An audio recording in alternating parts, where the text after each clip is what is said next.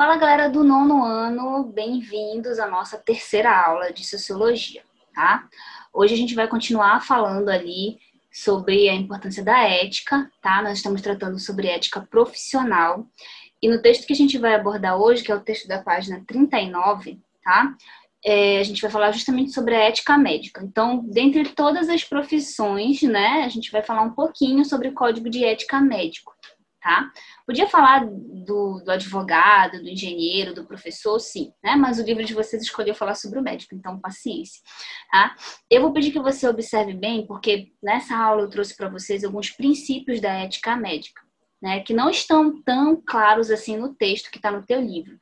Então, quando chegar na parte dos princípios da ética médica, vai pausando e copia o que está aqui no slide, tá? Porque se fosse ao vivo, eu ia botar isso no quadro para ti. Então, você teria que copiar do mesmo jeito, tá? Então, você abre lá na página 39, tá?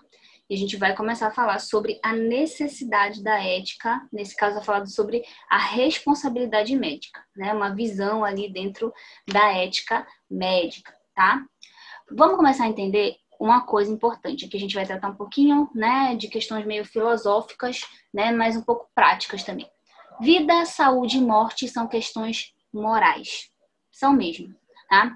A importância da vida ou a maneira como ela se dá, a questão da saúde e a própria questão da morte, está muito ligada ali à moral, à ética, né, aos costumes dos povos. Se você for estudar em história, você vai ver que a percepção sobre vida, sobre esses três, né, temas importantes, ela muda de uma sociedade para outra. Nem todas as sociedades tinham a mesma noção, a importância sobre a vida. Você tem discussão, por exemplo, sobre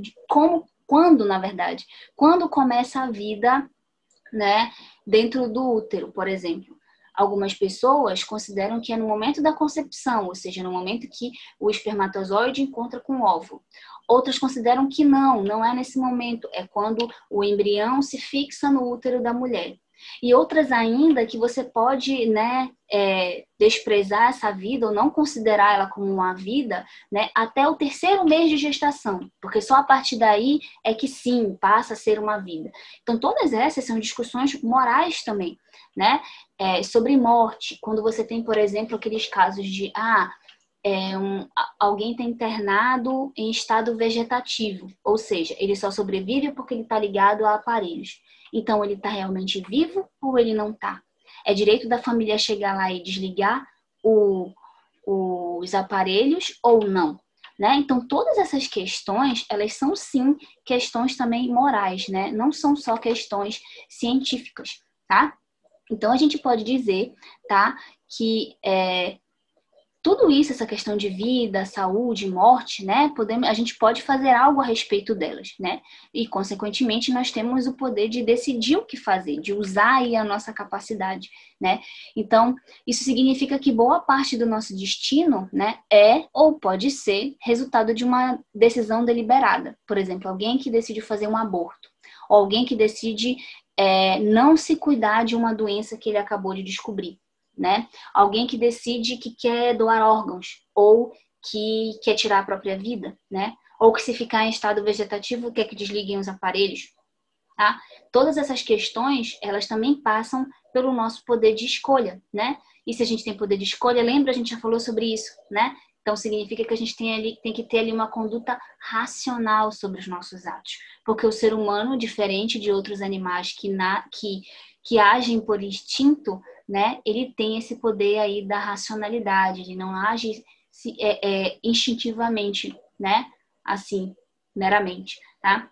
Tanto que, por exemplo, a nossa percepção sobre morte. Se você for para o reino animal, boa parte dos animais, quando eles percebem que vão morrer, eles sentem que vão morrer, se eles são animais que vivem em bando, eles se afastam do seu bando.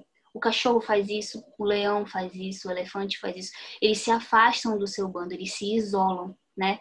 Primeiro porque eles se sentem fracos e eles não querem prejudicar, né, o seu grupo, então ele permite que eles sigam, né? E segundo que ele prefere morrer sozinho mesmo, então é instintivo dele, ele se isola porque ele sabe que a vida dele vai acabar, né? O ser humano não. Se ele tem essa sensação de que ele vai morrer, né? Quanto mais cercado da família, melhor, né? E muitas das vezes as pessoas morrem sem nem perceber, né, que aquela era a hora dela, né? Quando percebe, já está em cima da hora, vamos dizer assim, tá? Então, um ato humano, ele é definido como aquele que é livre e baseado no conhecimento. Não é só uma questão de instinto, né? Ou seja, não é ditado pela ignorância ou simplesmente pela resignação de aceitar as coisas como elas são, né? Mas pelo ato, né, de estar baseado no conhecimento. E é justamente por estar baseado, né, no conhecimento, por esse motivo, que a ciência, né, a despeito ali dos casos que não dão muito certo, mas ela contribui decisivamente para a expansão do nosso alcance moral, né? E também para a magnitude da nossa vida ética. Então, tem muitas coisas que foram descobertas pela ciência, né? E que foram mudando as percepções éticas e morais da sociedade, tá? Então, antigamente, por exemplo, pessoas com síndrome de Down, eu estou te dando um exemplo, não era só com síndrome de Down, eram vários tipos de coisas, mas, por exemplo, síndrome de Down, ela é ela é algo genético. Então, é ali uma falha num cromossomo que dá na pessoa e a criança nasce daquela maneira, tá? Há muito tempo atrás, antes de se saber que isso era algo genético, antes de você ter várias pesquisas que hoje você tem que comprovam que alguém que nasce com síndrome de Down, ele pode sim se tornar uma pessoa independente, ele pode sim alcançar autonomia. Antes de tudo isso, as pessoas achavam que esse tipo de criança que nascia assim, né, era uma pessoa que ia ser deficiente pro resto da vida, né? Tinha inclusive nomes pejorativos para tratar dessa síndrome, né? E tratavam como se fosse um castigo divino, uma coisa, sabe? Né? Não tinha uma percepção correta porque não se conhecia o suficiente, tá? E às vezes até se isolava a pessoa, né? E se tratava mal, se tratava com preconceito. Isso foi uma coisa que foi mudando a partir do momento que foi se descobrindo, né? Tendo conhecimento de como que essa doença surgia, né? Como que ela se desenvolvia. Então, o conhecimento, ele pode ser a ciência, né? E esse conhecimento que a gente adquire, ele pode se mudar determinados posicionamentos morais, determinados posicionamentos éticos na nossa sociedade, certo?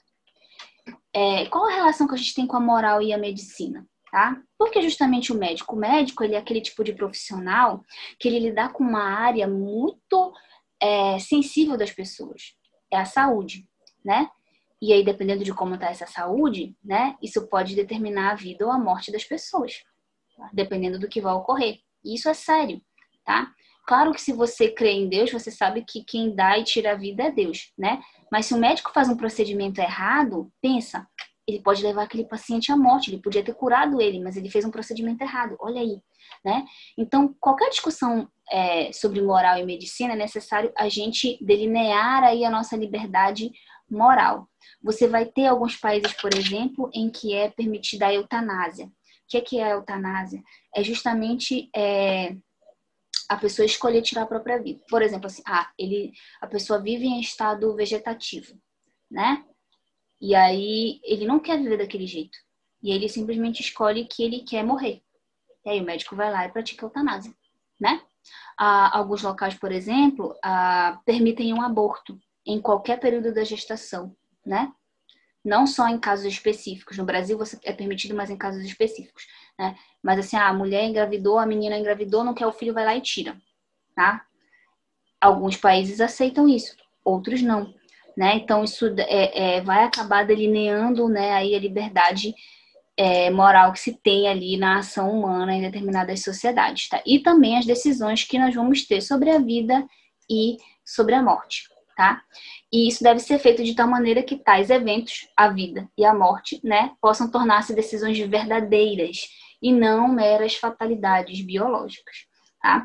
E aí, dentro do Código de Ética Médico, né, existem ali princípios, alguns princípios. São 4 princípios da ética médica. E a gente vai ver um pouquinho dos 4 aqui. Claro que a gente não vai se aprofundar muito, mas se um dia você quiser ser médico, né, é bom você entender um pouquinho, porque a sua profissão, além de você ter que saber, né, abrir a barriga de alguém, fazer um parto, né, enfim, saber todas as partes ali práticas, você também vai precisar ter esse código de ética aí, né, na sua prática.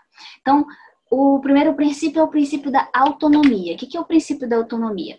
O princípio da autonomia requer que os indivíduos capacitados de deliberarem, como assim? Né? Capacitados de deliberarem sobre suas escolhas pessoais, ou seja, aqueles que estão ali lúcidos, que podem responder por si mesmos, tá? Não é uma pessoa que está ali sob efeito de remédio, ou uma pessoa que está, né, ali delirando, não, uma pessoa que está ali, né, plena das suas capacidades mentais, tá?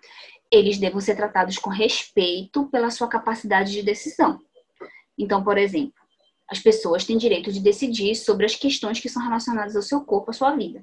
O médico chega com um procedimento para ser feito, se a pessoa não quiser fazer, ela não é obrigada, sabia? Olha, você tem câncer e a gente tem que operar. A pessoa pode dizer assim, eu não quero operar. Aí o médico vai dizer, não, vai tentar convencer, né? Não, mas aí você pode ficar bom, pode ficar... Não, eu não quero. É uma decisão dela. Ninguém pode obrigar. Ao menos que seja comprovado via um laudo, qualquer coisa assim, que aquela pessoa não tem capacidade de responder por si mesma, né? E aí alguém da família vai ter que responder por ela, ter que se responsabilizar. Mas se ela está ali plenamente, né? Tá ali no seu... com a sua capacidade mental plena, sem problema nenhum, lúcida, e ela decide que ela não quer passar por aquilo, né? Não quer tomar tal remédio, qualquer coisa assim, ela não é obrigada, né? Tanto que toda vez que você tem que fazer uma cirurgia, né, ou tomar determinados procedimentos, o médico ele precisa da autorização do paciente para isso. Ele não pode simplesmente decidir pelo paciente, tá? Ele precisa respeitar a autonomia do paciente. Se ele não respeitar, se ele tentar forçar um tratamento, qualquer coisa assim, no paciente, sem autorização desse paciente, ele vai estar incorrendo numa falha no seu código de ética. Então, ele vai estar sendo antiético como médico, porque ele vai estar ferindo o princípio da autonomia do seu paciente, tá? Princípio da beneficência. O que é o princípio da beneficência? Tá? Ele se refere à obrigação ética de maximizar o benefício e minimizar o prejuízo. Como assim, professor? O profissional, ele, né, tem que estar ali cercado de todas as informações técnicas possíveis para escolher o tratamento mais benéfico para o seu paciente. Ou seja, para ter aquela ação que vai fazer mais bem ao paciente. Então, ele não pode escolher, por exemplo, passar determinado remédio ou tratamento porque ele vai ter um lucro, por exemplo. Né? Ele fez um acordo. Não sei se vocês já viram em consultório, aquelas pessoas que entram com aquelas malinhas assim, aquilo ali são representantes farmacêuticos. São eles que levam aquelas amostras grátis para os médicos, né, para que eles possam dar aos pacientes. Aí dali, né, prescrever tratamentos. Se um médico, por exemplo, lhe prescreve um tratamento porque ele está recebendo um lucro, vamos dizer assim, né, por aquilo, mesmo sabendo que aquilo não vai ser o melhor tratamento para aquele paciente, ele está ferindo um princípio da ética médica, que é o princípio da beneficência. Por quê? Então ele não pode indicar remédio nenhum que ele ganhe assim? Claro que ele pode, mas ele tem que indicar o tratamento que for melhor, mais benéfico, a ação que mais vai fazer bem para o seu paciente. Não aquela que pode dar algum lucro para ele, entendeu? Então ele tem que ter esse compromisso. Princípio da autonomia, respeitar a decisão do seu paciente. Segundo, né, escolher ali munido de todas as informações que ele tem, de todos os anos de estudos que ele tem, né, para escolher o melhor tratamento para aquele paciente, aquele que vai fazer mais bem a ele, né, e menos mal. E aí, né, linkado a esse princípio da beneficência, a gente tem o princípio da não maleficência. Meu Deus, como assim? Tá? O que é esse princípio da não maleficência? Ele estabelece que a ação do médico, ela sempre tem que causar um menor prejuízo, né, ou um menor agravo à saúde do paciente. Ou seja, é aquela ação que não faz mal ou que vai fazer menos mal. Então, você tem o tratamento X e o tratamento Y. O tratamento X vai trazer mais efeito colateral, né? E os dois vão ter o mesmo resultado, mas o tratamento X vai ter mais efeito colateral, tá? Do que o tratamento Y. O tratamento Y vai deixar aquele paciente menos debilitado. Então, o que ele faz? Ele vai receitar o tratamento Y. Por quê? Porque dentre os dois que vão obter o mesmo resultado, o tratamento Y vai fazer com que ele tenha menos, se sinta menos mal, tenha menos prejuízo. Então, a finalidade desse princípio é justamente se preocupar com o fato do paciente, né, ter menos efeitos ruins, menos efeitos adversos ou indesejáveis por causa ali do tratamento que ele está tendo que fazer. Tá? Então, o médico, sim, com todo o conhecimento que ele tem, com os estudos que ele tem a capacidade de escolher, sim, qual é o tratamento que vai fazer menos mal, vai ter menos ações adversas ao seu paciente, né? Não pode escolher um tratamento porque está na moda, né? Porque é mais caro ou mais barato, não. Ele precisa realmente escolher aquele, né? Primeiro, o que vai fazer bem para ele e dentre esses, aquele que vai fazer menos mal, que vai dar menos prejuízo, entendeu? E por último, mas não menos importante, o princípio da justiça. O que é o princípio da justiça? Ele estabelece a equidade. É a obrigação que o médico tem de tratar cada indivíduo, né, conforme o que é moralmente correto e adequado. E dar a cada um o tratamento que é devido. Então, ele não pode, o médico ele tem que ser imparcial. Ele não pode, por exemplo, né, o cachorro participando da aula, né, ele não pode, por exemplo, prescrever um tratamento melhor para uma pessoa rica ou para um amigo seu e deixar um tratamento pior, né, ruim para alguém que ele considere inferior, né, alguém pobre, alguém com quem ele não se dá, um inimigo. É assim, pode chegar o inimigo da vida dele ali no hospital onde ele trabalha, tá? Mas ele vai ter que tratar como se fosse, assim, o Papa. Ele vai ter que tratar do mesmo jeito, entendeu? Então, ele vai cuidar do mesmo jeito, seja do Papa, seja de um bandido, né, condenado. Não importa. Ele não pode fazer diferença entre as pessoas na hora que ele está sendo médico, né? Então, ele precisa evitar ao máximo questões, por exemplo, né, de diferença social, diferença cultural, religiosa, financeira, não importa, né? Ele vai tratar igual do Papa ou do terrorista. Tá? Ele precisa ter esse princípio da justiça. Não deixar que essas outras coisas interfiram ali na relação médico-paciente. Ele está ali para cuidar da vida daquela pessoa, né? Independente de quem ela seja fora dali. Certo? Tá? Então, só para a gente finalizar, tá? A ética e a responsabilidade médica têm necessariamente que mudar, crescer e se engajar constantemente em autocorreção. Ou seja, sempre observar as atitudes, analisar aquilo que pode ser, né, feito melhor, refeito, enfim, né? Isso é verdadeiro porque a medicina é uma arte humana para seres humanos.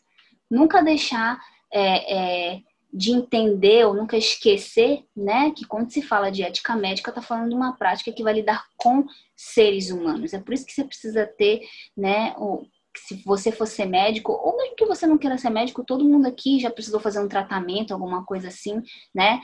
E quer ser tratado da melhor maneira possível. Então, os médicos, assim como qualquer outro profissional, né, precisam ali ter compromisso com a sua função, porque lidar com pessoas, certo? Então, vou pedir que você observe bem aí o que está na tua plataforma para você fazer de exercício. Faça, tá? Se cuidem e a gente se vê na próxima aula, onde a gente vai aos poucos a gente vai corrigindo esses exercícios, beleza? Então, tchau!